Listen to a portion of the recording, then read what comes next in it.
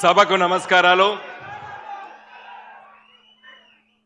సభా నిర్వాహకులు గంగుల కమలాకర్ గారు, మరి నేటి ముఖ్య అతిథి తెలంగాణ రాష్ట్ర ఉద్యమ నేత, తెలంగాణ రాష్ట్రాన్ని సాధించిన నేత, తెలంగాణ రాష్ట్ర తొలి ముఖ్యమంత్రి మన నాయకుడు, మన కేసీఆర్, మన కల్వకుంట్ల చంద్రశేఖరరావు గారికి, అదేవిధంగా మన పోచారం శ్రీనివాస్ రెడ్డి గారు, కడియం శ్రీహరి గారు, మన పార్టీ సీనియర్ నాయకులు, ప్రస్తుత శాసనసభ్యులు, అదేవిధంగా కౌశిక్ రెడ్డి గారు, జిల్లా పార్టీ అధ్యక్షులు జీవి రామకృష్ణ గారు, తోట ఆగయ్య గారు, తర్వాత మరి వేదికపై చాలా మంది మిత్రులున్నారు, పెద్దలున్నారు, జిల్లా పరిషత్ చైర్మన్లు, జెడ్పీటీసీ సభ్యులు, ఎంపీపీలు, అదేవిధంగా తెలంగాణ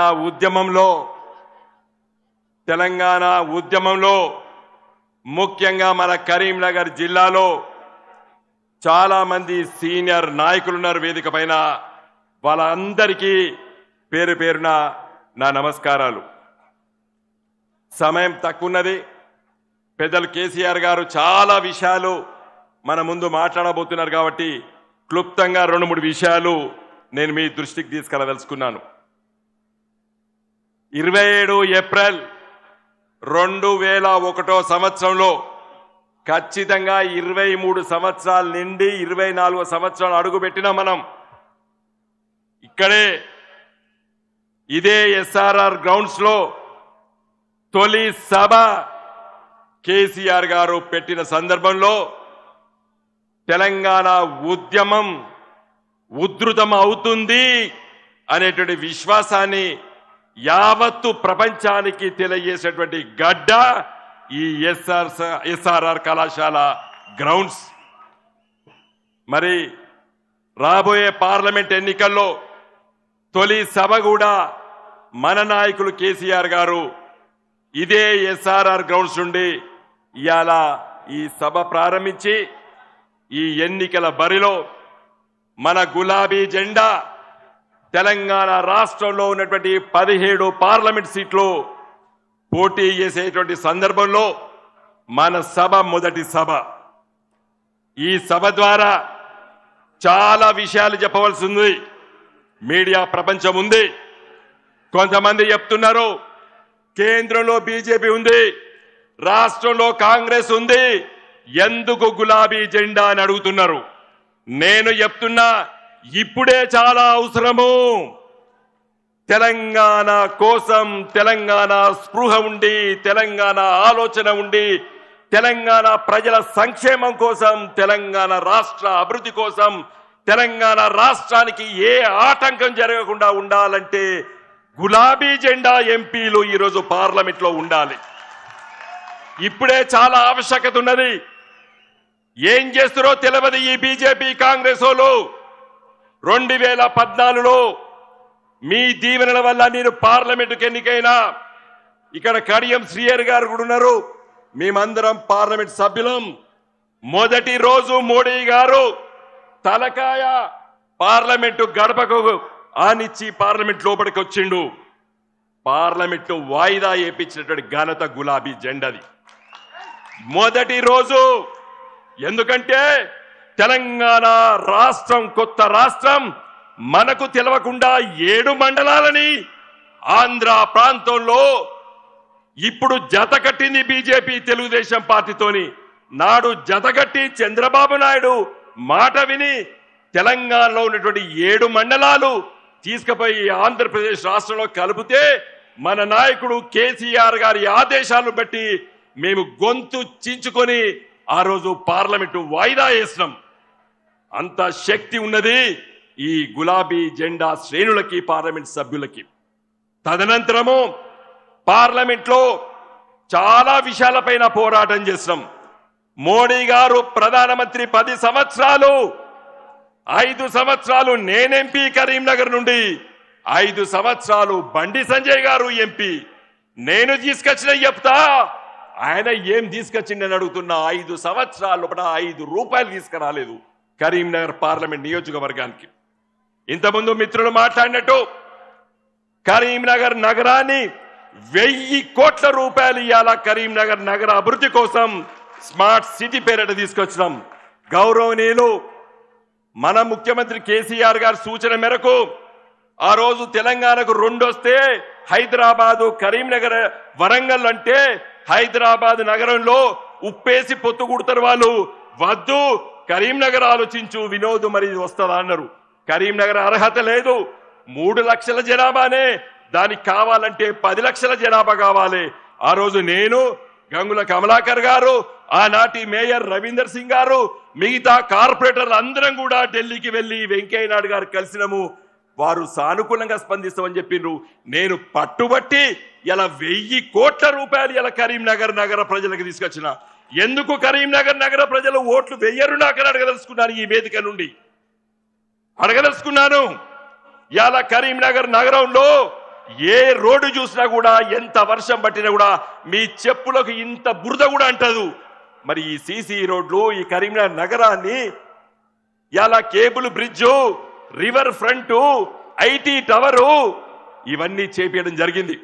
పెద్దలు కేసీఆర్ గారు కరీంనగర్ ఎంపీగా ఉన్నప్పుడు ఆ రోజు వారు 70 సంవత్సరాల ప్రజల ఆలోచన కరీంనగర్ జిల్లాకి నేరుగా హైదరాబాద్ రైల్వే లైన్ కావాలని చెప్పి కేసీఆర్ గారు కరీంనగర్ ఎంపీగా ఉన్నప్పుడు వారు సర్వే చేయించిండ్రు. మేము కొన్ని రోజుల కోటే యూపీఏ ప్రభుత్వంలోకి వెళ్ళి రాజీనామా చేసి బయటకు వచ్చాం కాబట్టి ఎవ్వరు కూడా ఆ 8-9 సంవత్సరాలు పట్టించుకోలేదు. మళ్ళా నేను ఎంపీ అయిన తర్వాత 2014లో మళ్ళీ కేసీఆర్ గారి సూచన మేరకు ఆ రోజు ముఖ్యమంత్రి హోదాలా కేసీఆర్ గారు చెప్పిండ్రు, భూసేకరణకి ఏమైనా డబ్బులు ఇస్తాం. ఒప్పుకోలేదు. 1/3% డబ్బులు అంటే 1000 కోట్లు ఖర్చు అయితే 300 కోట్లు నువ్వే ఇవ్వాలంటే కూడా 3000 కోట్ల ప్రాజెక్టుకు 900 కోట్లు నేను ఇస్తా అని చెప్పి కేసీఆర్ గారు చెబితే కూడా ఒప్పుకోలేదు. రైలు నడిస్తే 5 సంవత్సరాలు నష్టం వచ్చినా కూడా భరిస్తారా అని అడిగితే అది కూడా భరిస్తా అని చెప్పి కేసీఆర్ గారు ఒప్పుకుంటే ఇవాళ కరీంనగర్ నగరానికి నేరుగా హైదరాబాద్ నుండి రైల్వే లైన్ వస్తున్నది. ఇలా సికింద్రాబాదు, మనోహరాబాద్ నుండి, గజ్వేల్ నుండి, కొమరవెల్ నుండి, దుద్దేట నుండి సిద్దిపేట వరకు రైల్వే లైన్ అయింది. సిద్దిపేట నుండి సిరిసిల్లకు ఇప్పుడు పనులు అవుతున్నాయి.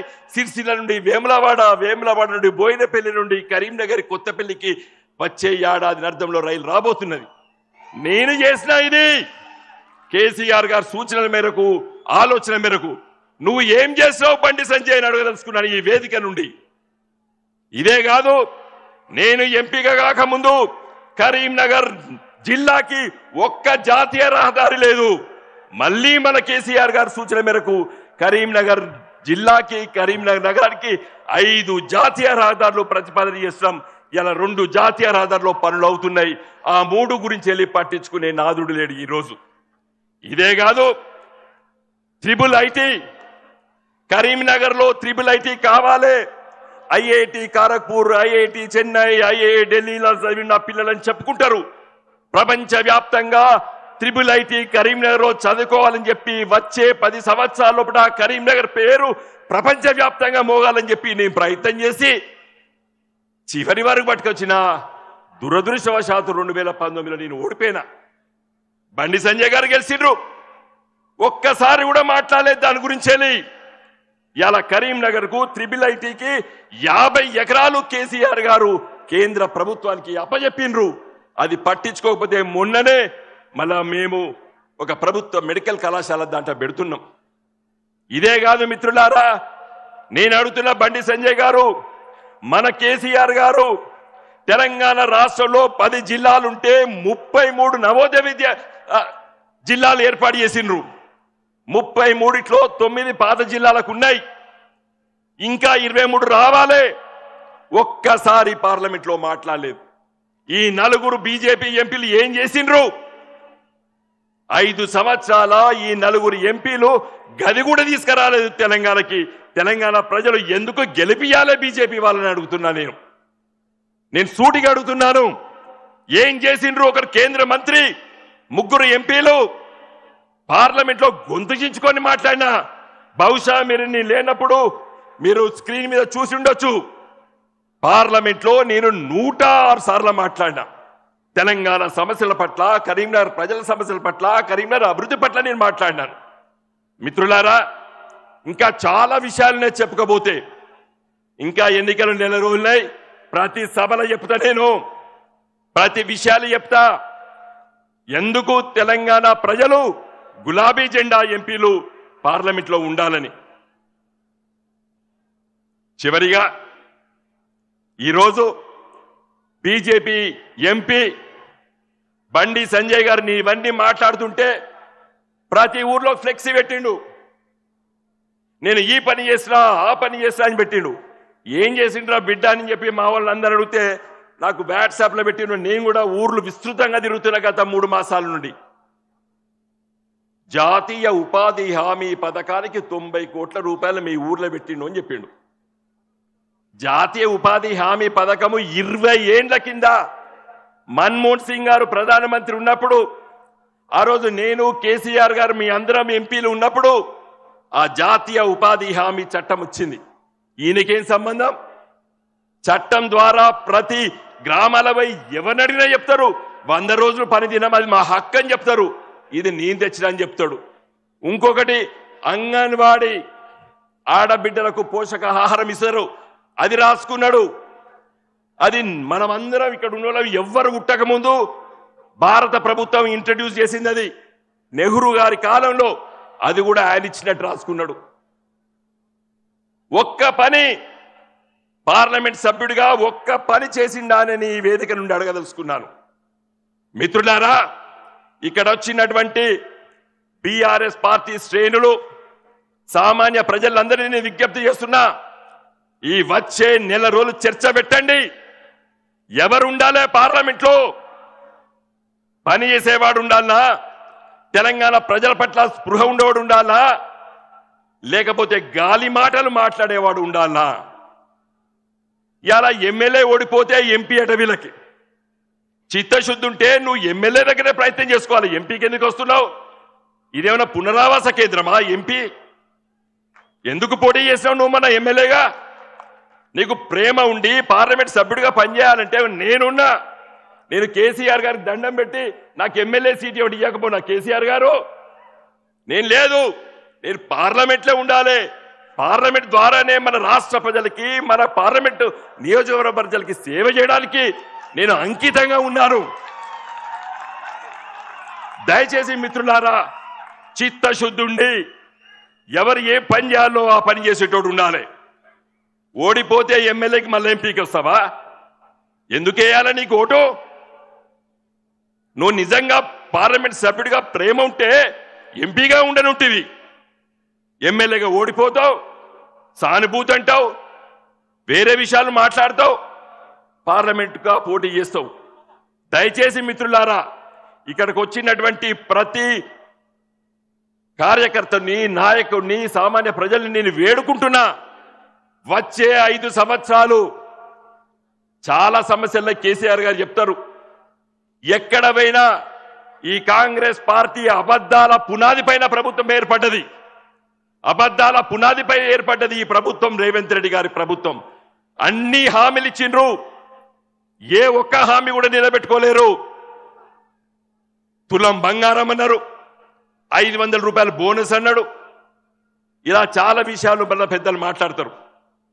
ఎలా అబద్ధాల పునాదిపై ఏర్పడ్డటువంటి ఈ కాంగ్రెస్ ప్రభుత్వాన్ని ఇలా ప్రజలు మార్పు జరగాలి, మార్పు జరగాలి, మార్పు జరగాలంటే మార్పు జరిగింది. ఏం మార్పు జరిగిందంటే ఇలా ఏడుస్తున్నారు.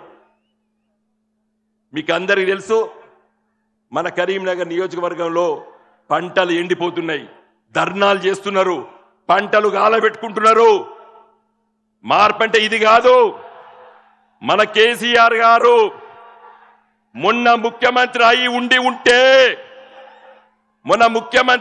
ఉండి ఉంటే మేడిగడ్డ దగ్గర అక్కడ కూర్చొని ఇంజనీర్లను చెప్పి ఒక కాఫర్ డ్యామ్ కట్టించి అవసరం ఉంటే ఒక 1000-2000 టిప్పర్లు తెప్పించి మట్టి తెప్పించి తొక్కిచ్చి అక్కడ కాఫర్ డ్యామ్ కట్టి ఇలా నీళ్లు ఆపుతే మన మిడ్ మానేరు ఎల్ఎండి నింపి ఇలా ప్రతి చెరువు కుంటను నింపి ఇప్పుడిప్పుడే పుట్టకస్తున్నటువంటి వరిని కాపాడి ఇలా రైతుల్ని బాగుపరిచేటువంటి గొప్ప నాయకుడు మన కేసీఆర్ గారు. ఇప్పుడు ప్రజలు గుర్తించిండ్రు. మార్పు అంటే గిది అనుకోలేదు సారు, మేము మళ్ళీ మార్పు జరగాలే అంటున్నారు. ఏం మార్పురా బిడ్డ అన్న, మళ్ళీ కేసీఆర్ రావాలే అంటున్నారు. కాబట్టి దయచేసి ఈ స్ఫూర్తితోని మనం ముందుకెళ్దాము. మనం ఈ పార్లమెంట్ ఎన్నికల్లో మన అభ్యర్థుల్ని గెలిపించుకుంటాం. కరీంనగర్ పార్లమెంట్ నియోజకవర్గంలో కేసీఆర్ గారు మన పార్టీ నిర్ణయాన్ని చేసి నన్ను అభ్యర్థిగా పెట్టినందుకు మీ ముందు వారికి నేను ధన్యవాదాలు తెలియజేస్తూ ఒకటే హామీ ఇస్తున్నా, రానున్న 5 సంవత్సరాల్లో పార్లమెంట్ సమావేశాలప్పుడు ఢిల్లీలో ఉంటా. ఎందుకంటే సమస్యలు తీసుకెళ్లి మాట్లాడాలి. రాష్ట్ర సమస్యలుంటే హైదరాబాద్ పోతా, మిగతా దినాలన్నీ మీ మధ్యలో ఉంటా. మళ్ళీ మన ప్రభుత్వం వచ్చేంత వరకు ప్రతి ఊరు ప్రతి కార్యకర్త తిరిగి మన పార్టీని బలోపేతం చేసి, నిన్నొకరు చెప్పిన వాకిన్ ఇంటర్వ్యూస్ ఉంటాయి. వాకిన్ గవర్నమెంట్ మనది, వచ్చేది వాకిన్ గవర్నమెంట్. ప్రజలు ఇప్పటికే నిర్ణయం చేస్తున్నారు, వచ్చేది మన ప్రభుత్వం. కాబట్టి కష్టపడి పనిచేద్దాం, ఆ స్ఫూర్తితో ముందుకెళ్దాం. ఈ ఎన్నికల్లో దయచేసి మీరందరూ కష్టపడి నన్ను గెలిపించవలసిందిగా ప్రార్థిస్తూ సెలవు తీసుకుంటున్నా. జై తెలంగాణ, జై తెలంగాణ, జై తెలంగాణ.